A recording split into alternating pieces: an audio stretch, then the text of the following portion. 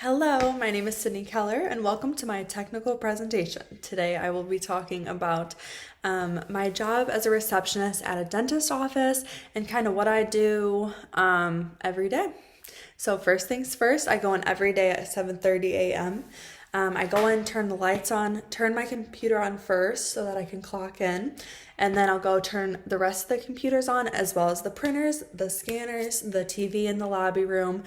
I'll go around, fluff the pillows even, turn the cushions.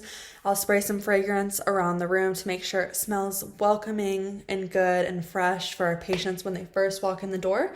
I'll unlock the door.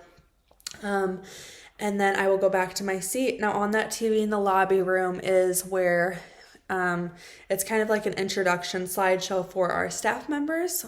Each staff member gets a slide of a picture of them as well as a description of their accomplishments and just kind of how they've gotten to their interest and for the dental field and how they've gotten to our office, which is pretty cool for our patients to learn just about our office and who they're coming to see. So then next I go straight to my desk and I listen to voicemails and I go on our text platform to look for any cancellations for the day, which is super important because it's my job to make sure our day is going smoothly. And if we have any cancellations for the day, I need to make sure they're canceled out and I need to get on calling people on our cancellation list to fill those spots.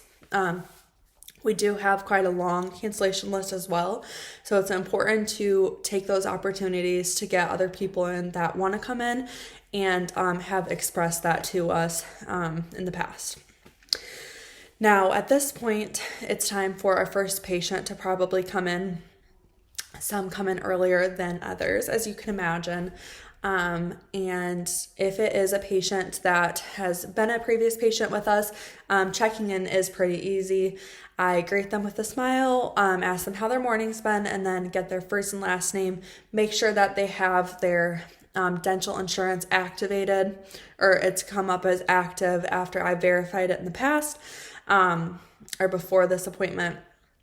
And then if that's all good, make sure they're good and they can have a seat, wait for the hygienist or the dental assistant to bring them back to either get their teeth cleaned or see the doctor. Now, if they are a new patient, I would go ahead and make sure they have their new patient forms filled out, or make sure they have the dental insurance. If they don't have that filled in, I'll take their insurance card, scan it through their account, fill in their dental insurance information, as well as their grab their driver's license and scan that in as well. Those are pretty much the only three things that we acquire once a new patient comes in. And then I will have them have a seat as well and wait for the hygienist or dental assistant to grab them. The only other time that I need to go through any type of paperwork for a patient is maybe a patient that needs to get an extraction for one. An extraction is when you get your teeth pulled. So I need to give them a form of consent to have this service done. This is just so that they can agree to have this done and we can have documentation form of this agreement from them. The only other time this would happen, again, is with our Botox patients. So we need them to also agree and have that in a documented form. Moving forward, the next things I like to do is look through my emails, my faxes. I have two different platforms for these. Now, emails, a lot of times I will get emails from surrounding doctors or doctors that are mutual patients. Our patients go to see, so it's become our mutual patient with this other doctor. They give us reports on a visit that they might have had with the patient. This is important and one of the behind the scenes things that people don't see much, but doctors do communicate with each other so that we know what's going on with our patient, what kind of medications we might need to prescribe for them, and just to make sure that we're all on the same board. So I will get those reports, scan them into the specific patient's account, and then give it to our doctor She'll look it over. Sometimes we need to get that patient scheduled for an appointment with us just as a follow-up appointment, or maybe there's some concern that needs to be looked at, gone over, or we need to schedule something that needs to be done, maybe restorative work that needs to be done with doctor.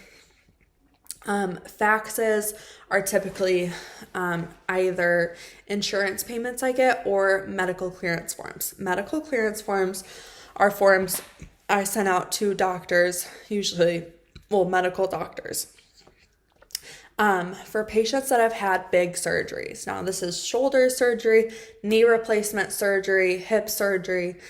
Any type of these big surgeries, I need to communicate with the doctor to make sure that they don't need a pre-medication before coming in to see us. Now, typically, a patient will need a pre-medication. This is why this is a normal, typical thing that is like protocol for us to do.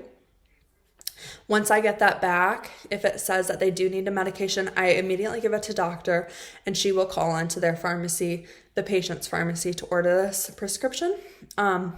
If they don't need it, they don't need it, and we move on.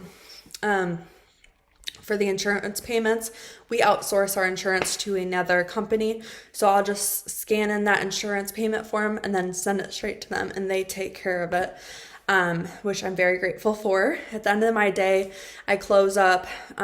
Usually I'm the last one there. I'll turn off all the lights, turn off all the computers, set the alarm system, and then just make sure everything is good for the next day. And then we are good to go for the day after. And that's a day in my life as a receptionist. Thank you.